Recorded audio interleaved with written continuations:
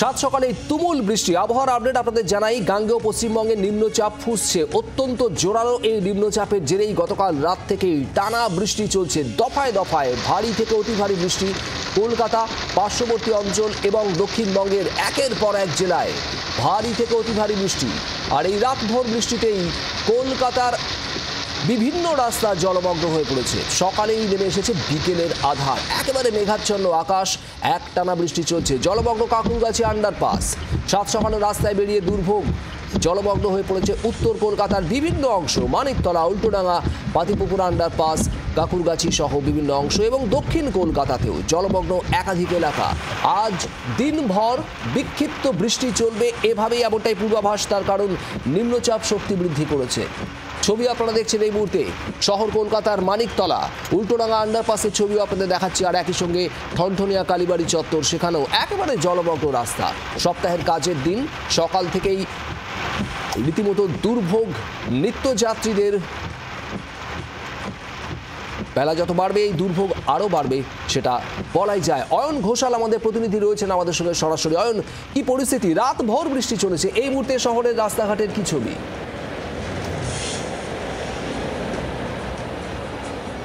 রাতভর যে বৃষ্টি চলেছে সেটা সকাল 7:30টার পর থেকে আরও বেড়েছে। তীব্র থেকে তীব্রতর বৃষ্টি বিশেষ করে হয়েছে উত্তর কলকাতায়। সেই তুলনায় দক্ষিণ কলকাতা এবং দক্ষিণ শহরতলিতে বৃষ্টিপাতের পরিমাণ কিছুটা কম। আমি এই মুহূর্তে যেখানে দাঁড়িয়ে রয়েছি সেই জায়গাটা কলকাতার জল জমার জন্য কুখ্যাত। তার নাম ঠনঠনিয়া কালীবাড়ি। আমি যেখানে দাঁড়িয়ে রয়েছি, প্রথমে আমি আমার ক্যামেরা বন্ধু তরুণকে বলবো যে কতটা জল জমেছে যদি সেটা দেখানো যায়। আমার এখানে হাঁটু জল জমেছে। আমার উচ্চতা 5 ফুট 9 ইঞ্চি, আমার হাঁটু জল। অর্থাৎ বুঝতেই পারছো যে এখানে ঠিক কতটা জল জমেছে। পুরো ফুটপাত, তার পাশে রাখা টিউবওয়েল, তার পাশে সমস্ত দোকানের শাটার এবং তার সঙ্গে সঙ্গে যে ছোট ছোট স্টলগুলো বা ডালাগুলো রয়েছে হকারি করার জন্য, সেগুলোর অর্ধেকটা ডুবে গেছে। আমার ঠিক পাশে কলকাতা পুরসভার একটি গাড়ি, সেখানে ইঞ্জিনে জল ঢুকে গাড়িটা ব্রেকডাউন হয়ে গেছে। অনতি দূরে আমরা দেখতে পাচ্ছি বেশ কিছু যানবাহন চলছে অথবা মাঝ রাস্তায় আটকে রয়েছে। একটি স্কুলের বাস আমরা একদম দূরে দেখতে পাচ্ছি, বাসটা ব্রেকডাউন হয়ে গেছে। অর্থাৎ আজকে সারা দিন সকালের এই প্রবল থেকে প্রবল বৃষ্টিতে জনজীবন সপ্তাহের দ্বিতীয় কাজের দিন মঙ্গলবার বিপর্যস্ত হওয়ার আশঙ্কা থাকছে। একটা বাস যাচ্ছে, বাসটার চাকা জলে ডুবে গেছে।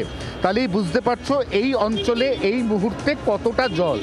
এবং শুধুমাত্র এই এলাকা নয়, উত্তর কলকাতার একটা বিস্তীর্ণ এলাকা, যার মধ্যে রয়েছে সেন্ট্রাল অ্যাভিনিউ, যার মধ্যে অবশ্যই রয়েছে আমি এখন যেখানে আছি ঠনঠনিয়া, তার সঙ্গে রয়েছে পাথুরিয়াঘাটা, তার সঙ্গে শিয়ালদার বৈঠকখানা বাজার, তার সঙ্গে রয়েছে ব্যাংক অফ ইন্ডিয়া। এই বিস্তীর্ণ এলাকাটা এই মুহূর্তে এইভাবে কোথাও হাঁটু জল, কোথাও গোড়ালি জলের নিচে চলে গেছে। তারই মধ্যে অত্যাবশ্যকীয় পণ্য যেমন দুধ, সবজি, এই গাড়িগুলো যেতে দেখছি। কিন্তু সবথেকে বেশি দুর্ভোগ হতে চলেছে যারা অফিস যাত্রী তাদের, এবং স্কুলে যে সমস্ত পড়ুয়ারা যাবে, যারা স্কুলে যাওয়ার জন্য প্রস্তুত, তারা আদৌ স্কুলে যেতে পারবে কিনা তা নিয়ে যথেষ্ট সংশয় রয়েছে।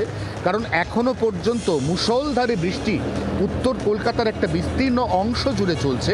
দক্ষিণ কলকাতারও একটা বড় অংশ, বিশেষ করে দক্ষিণ শহরতলি, সেখানে অতটা প্রবল না হলেও এই মুহূর্তে কিন্তু নিরবিচ্ছিন্ন বৃষ্টি চলবে, যেটা অন্তত আজকে বেলা 12টা 12:30 পর্যন্ত এভাবেই চলার কথা। মাঝে সাময়িক বিরতি থাকবে। 2টো বা 2:30 বা 2:30-এর পরে এই বৃষ্টির পরিমাণ অনেকটাই সার্বিকভাবে কলকাতায় কমে আসবে, এমনই পূর্বাভাস হাওয়া অফিসের।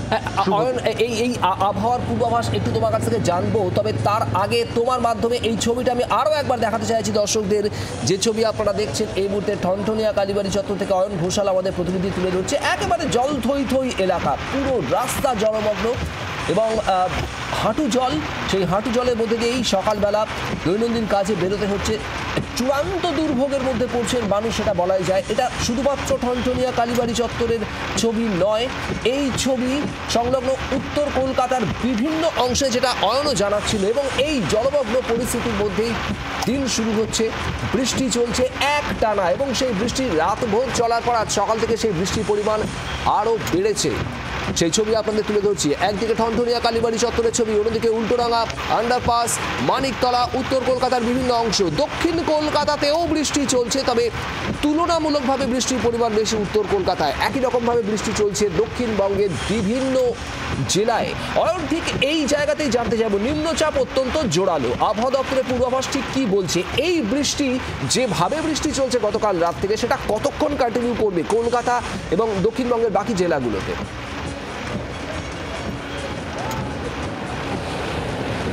যেটা সব থেকে গুরুত্বপূর্ণ শুভদীপ, সেটা হচ্ছে 11 দিনের মাথায় এটি তৃতীয় নিম্নচাপ। প্রত্যেকটি নিম্নচাপের কনসেন্ট্রেশন সেন্টার ছিল বঙ্গোপসাগরের উড়িষ্যা উপকূল, কিন্তু এই মুহূর্তে যে নিম্নচাপ সব থেকে প্রভাব বিস্তার করেছে, সেই নিম্নচাপটার অবস্থান একেবারে গাঙ্গেয় দক্ষিণবঙ্গের কাছ ঘেঁষে।